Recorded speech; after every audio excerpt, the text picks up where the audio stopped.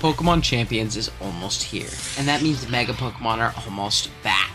As a Pokemon Draft League singles player, Megas are my personal favorite gimmick, and then coming back has me so excited. Obviously, Pokemon like Mega Diancie, Mega Mawile, and Mega Charizard X will be incredible metagame staples that a ton of teams will try and build around.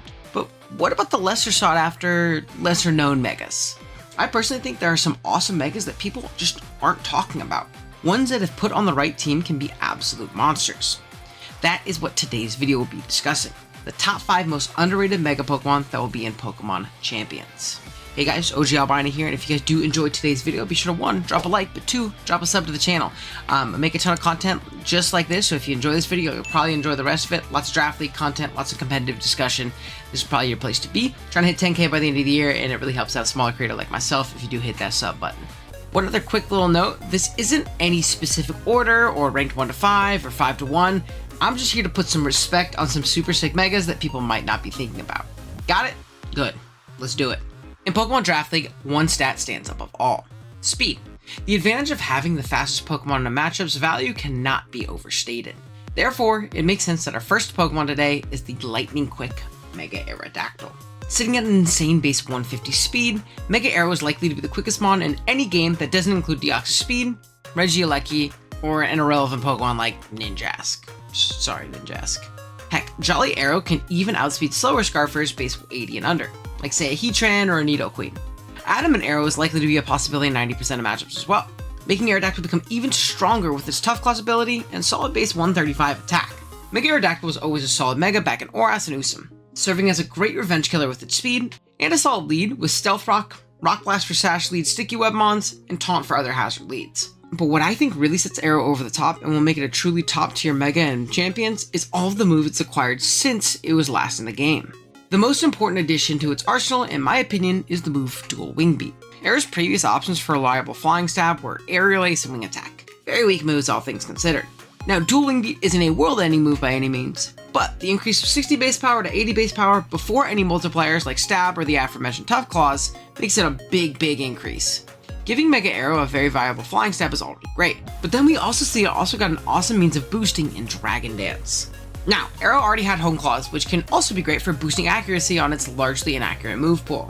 But Dragon Dance is also great to allow you to outpace literally everything after a boost, including Scarfers. Once you get up a DD boost, Mega Arrow becomes a great endgame cleaner. With these new tools plus what already made it great, don't sleep on Mega Aerodactyl come Champions. This next Mega is interesting, because it actually really relies on its base form to remain relevant and viable. I am of course talking about Mega Sharpedo. Archie's ace in Oras is a really fun glass cannon of a Mega.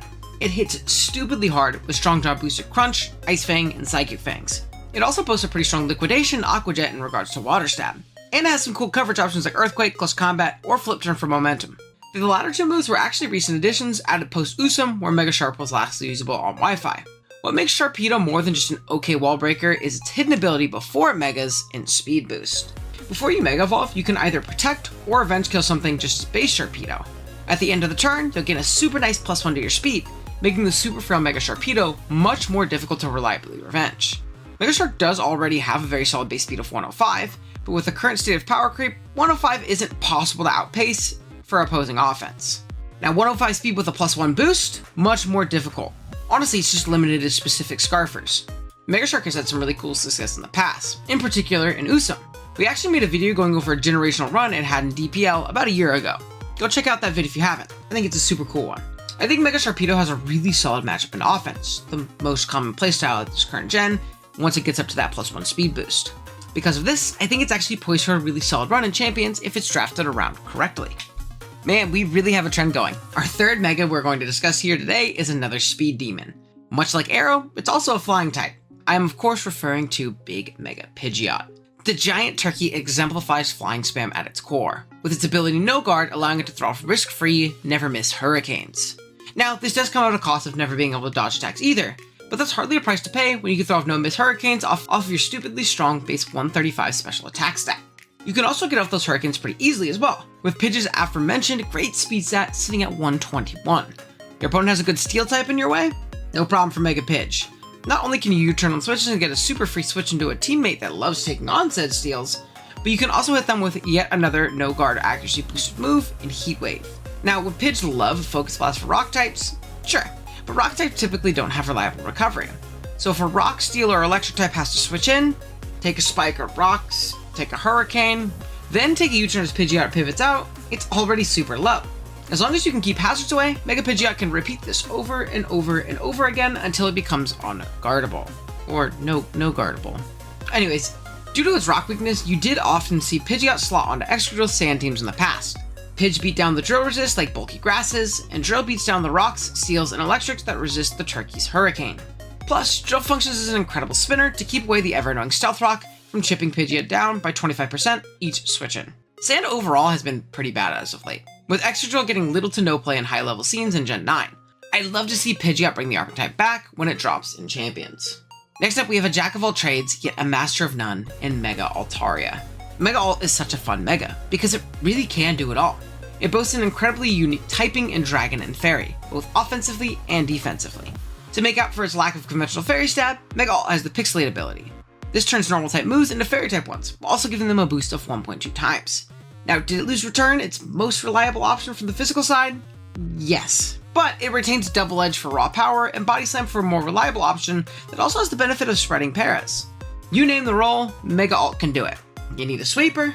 Dragonette's Mega Alt can melt through teams with Fairy Stab plus Earthquake. A special attacking tank, Hyper Voice plus Flamethrower provides perfect coverage. It can also check big threats with both physically defensive and specially defensive sets due to its very even yet solid stat distribution. It even got some super cool new toys since it was last in the game, such as Will-O-Wisp to cripple physical attackers, and even got access to the cool combo of Fire Spin plus Parasong to really smoke some types of stall builds. Mega Alt is far from the flashiest Mega, but is going to serve as a great glue piece to any team that needs it in Champions. Okay, I might be stretching in this last one, but this Mega has gotten far too much disrespect for far too long, and I need to give him his flowers here. I am, of course, talking about Mega Garchomp.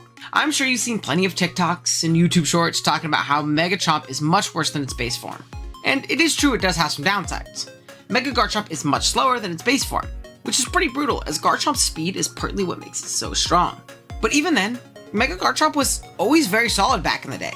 What it lost in speed, it gained everywhere else. It has a staggering base 170 attack stat, a solid special attack for mixed variants, and honestly, very impressive bulk.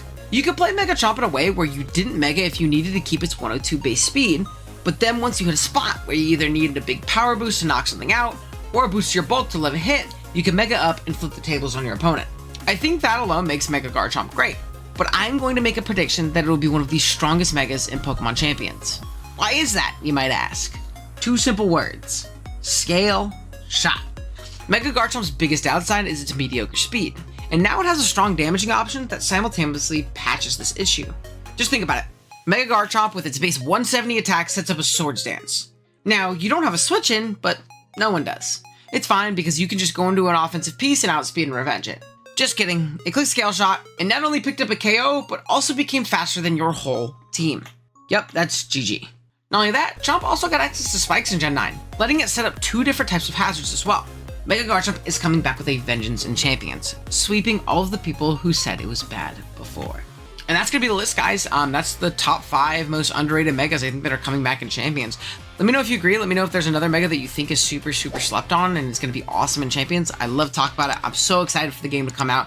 Definitely going to see a lot of Draft League and Wi-Fi battling on the channel when it does, so be sure to stick around. And yeah, I'll see you guys in the next one. Later.